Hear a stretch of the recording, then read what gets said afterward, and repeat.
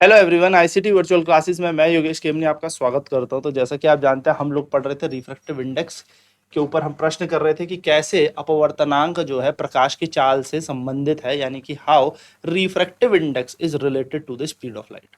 ठीक है, चलिए तो अब आगे चर्चा करेंगे हम लोग कि हमारे पास, हमने कल देख लिया था कि हमारे पास एक प्रिंसिपल ऑफ रिवर्सिबिलिटी भी होता है। यानी कि फॉर एन एग्जांपल अगर हमें दे दे कि the refractive index of water with respect to air is 4/3, ये हमें क्वेश्चन दे दे तो और पूछ ले what is the refractive index of air with respect to water, ऐसा करके हमसे पूछ ले।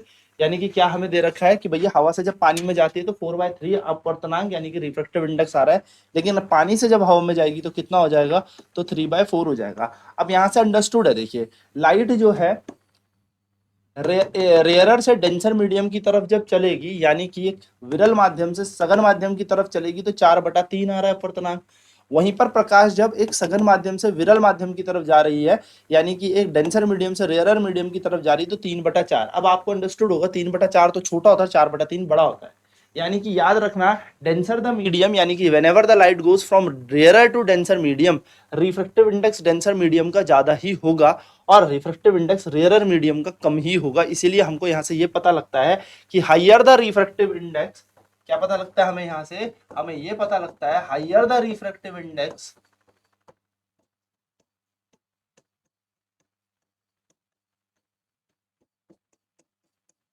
हाइयर द रिफ्रैक्टिव इंडेक्स, जितना ज्यादा रिफ्रैक्टिव इंडेक्स होगा, more will be the bending of light towards the normal.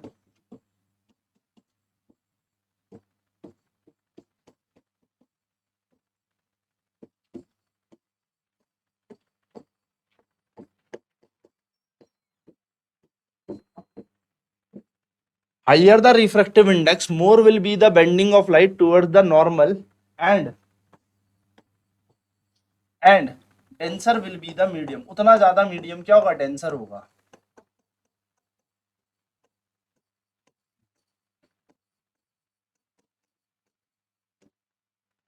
क्या कह रहा है,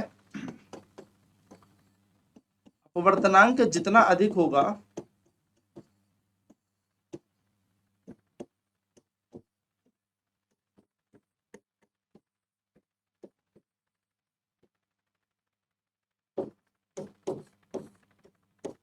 अपवर्तनांक जितना अधिक होगा उतना अधिक सघन माध्यम होगा,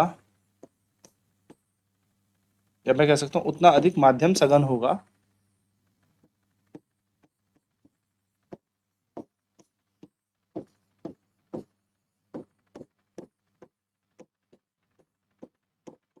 और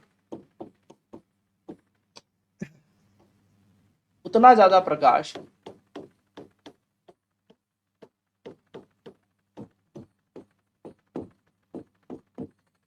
उतना ज्यादा प्रकाश अभिलंब के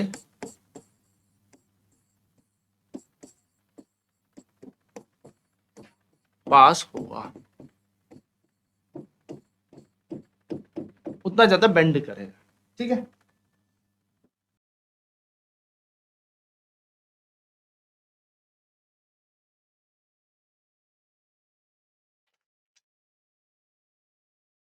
तो आप देखेंगे हाइयर द रिफ्रैक्टिव इंडेक्स, जितना ज्यादा अपवर्तनांक होगा, जितना ज्यादा रिफ्रैक्टिव इंडेक्स होगा, उतना ज्यादा लाइट नॉर्मल के पास बेंड हो जाएगी, उतना ज्यादा क्या हो जाएगी, लाइट की स्पीड डिक्रीज हो जाएगी, उतना ज्यादा प्रकाश की चाल कम हो जाएगी, जितना ज्यादा अपवर्तनांक होगा। और अपवर्तनांक के बढ़ने से सघन माध्यम की क्या हो जाएगी, सघन माध्यम बढ़ जाता है। यानी कि कह सकते हैं जिसका अपवर्तनांक ज्यादा है वो उतना ज्यादा सघन माध्यम है।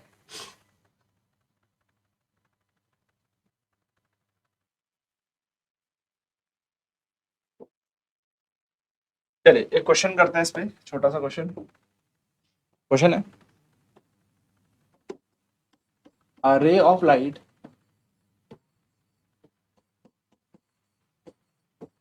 is going from air to glass if it strikes, if it makes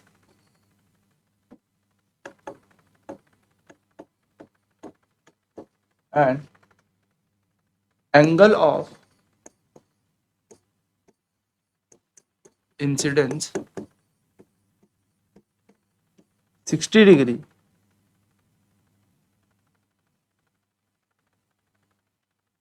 and the speed of light in glass is 2 into 10 to the power 8 meter per second. Find the angle of refraction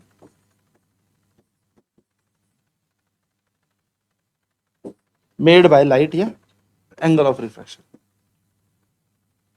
क्या कह रहा है प्रश्न क्या रहा है? एक प्रकाश की किरण एक प्रकाश की किरण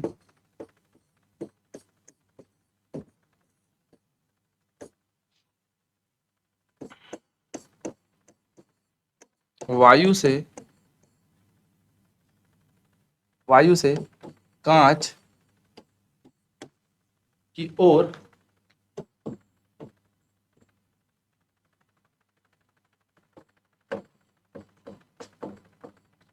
जाती है। यदि यह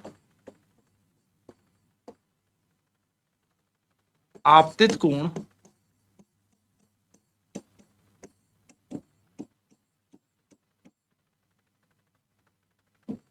60 डिग्री का बनाती है और प्रकाश का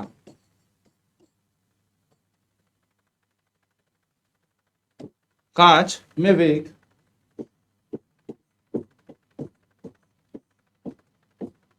प्रकाश का कांच में वेग 2 गुणा 10 की घात 8 मीटर पर सेकंड है, तो प्रकाश द्वारा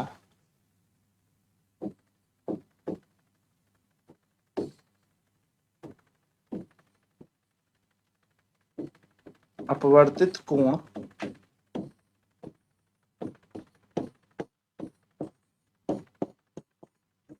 ज्ञात कीजिए। तो एक लाइट कहाँ जा रही है? हवा से जा रही है। और कहाँ को जा रही है? कांच की तरफ जा रही है। अब कांच में जाने से पहले जब ये हवा में जो आपतित कोण बना रही है, यानी कि इंसिडेंट एंगल बना रही है, वो 60 डिग्री का बना रही है। यानी कि ये है हमारे पास वो मीडियम, ये लाइट आई, ये इंसिडेंट रे है, 60 डिग्री बना रही है। मान लेते हैं कांच में ये आर एंगल बना रही है। कहाँ जा रही है? हवा से, यानी कि वायु से कहाँ को? कांच की ओर, यानी कि ग्लास में जा रही है। हमसे पूछा है, हमें क्या दिया है? गिवन डाटा लिखते हैं सबसे पहले। हमें दिया है angle of incidence, angle of incidence हमें दिया हुआ है, यानी कि एंगल आई हमें दे रखा है 60 डिग्री, यानी कि हमें क्या दे रखा है? आपतित कोण। तो आपतित कोण हमें कितना दिया है? एंगल आई, और वो दे रखा है हमें 60 डिग्री। फिर हमें दिया है एंगल ऑफ रिफ्रैक्शन, हमसे पूछा है, यानी कि एंगल आर हमसे पूछा है, यानी कि आपतित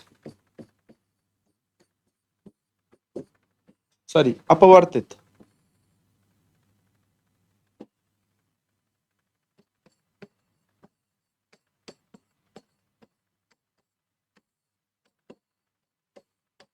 अपवर्तित कोण एंगल आर हमसे पूछा है। है ना। हमसे क्या बोला है, हमें पता है कि लाइट वायु से यानी कि प्रकाश हवा से जा रहा है, तो speed of light in air जो हम जानते हैं, speed of light in air यानी कि प्रकाश का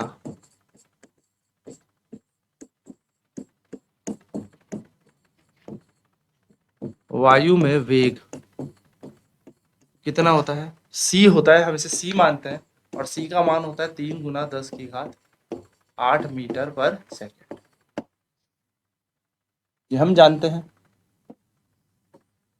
और हम यहाँ लिखेंगे speed of light in glass,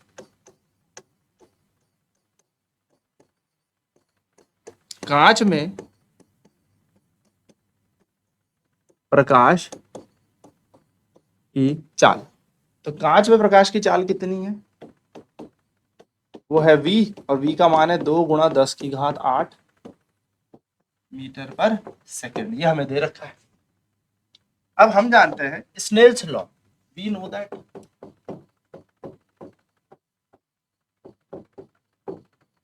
according to, हम जानते हैं according to Snell's law,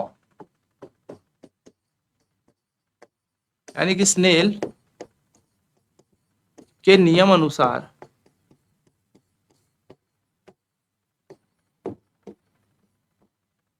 snail के नियम अनुसार क्या हो जाएगा, हमें पता है एयर से गई ग्लास में तो ये बन जाता है sine i by sine r.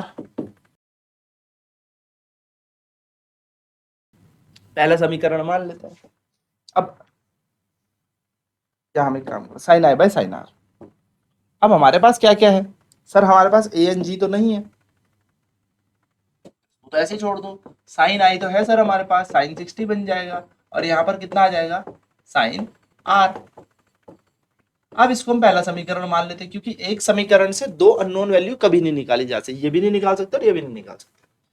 अब बनाते हैं हम दूसरा समीकरण, तो दूसरा समीकरण जिससे हमें ए एन जी प्राप्त हो जाए, तो वी नो दैट, या मैं कहूं according to the relation, according to the relation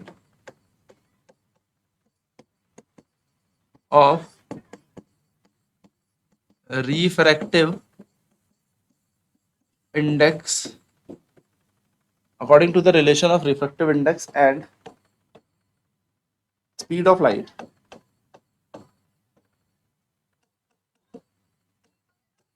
यानी कि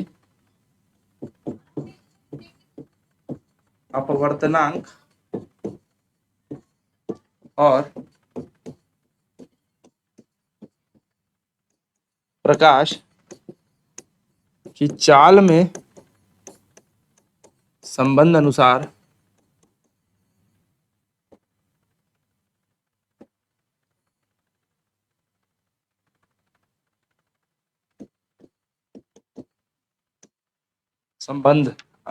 हमें क्या पता है, हम जानते हैं कि यहाँ पर अगर अपवर्तनांक निकालना है तो ए एन जी कैसा आ जाएगा, जहां लाइट पहले चली उसकी स्पीड ऊपर, जहां बाद में गई नीचे, तो ए एन जी हम ऐसे निकाल लेते हैं। सी का मान हमें पता है 3 × 10⁸, और v का मान हमें पता है 2 × 10⁸, ये दे ही रखा है, ये कट गया ये कट गया, ए एन जी का मान आ गया 3/2, चाहे तो 1.5 लिख दो, चाहे तो इतने में ही छोड़ दो, और इसको कहाँ पे रख दो, पुट इन इक्वेशन फर्स्ट, इसको कहाँ रख दो, पहले समीकरण पे रख दो, यानी कि इसे पहले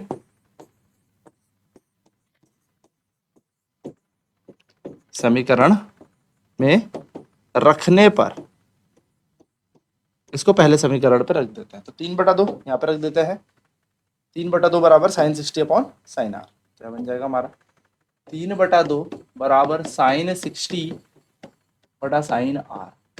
अब देखो मैथ्स कहती है साइन आर यहाँ जाएगा तो बन जाएगा 3 साइन आर बराबर 2 × साइन 60। टिग्नोमेट्री में साइन 60 का मान हमें पता होता है, वो होता है √3/2, ठीक है, ये टिग्नोमेट्रिक टेबल में आपने पढ़ा होगा। तो 3 साइन आर बराबर 2 गुणा साइन 60 का मान होता है √3/2, 2 से 2 कैंसिल हो गया, साइन आर ऐसे ही रहा, √3/3 ये बन गया।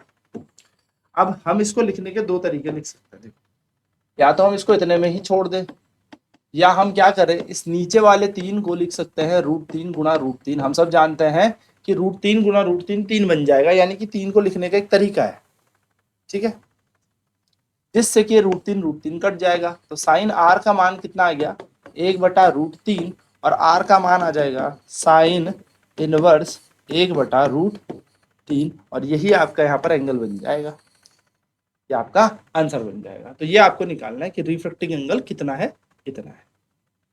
चलिए नोट कर लेते हैं फटाफट से।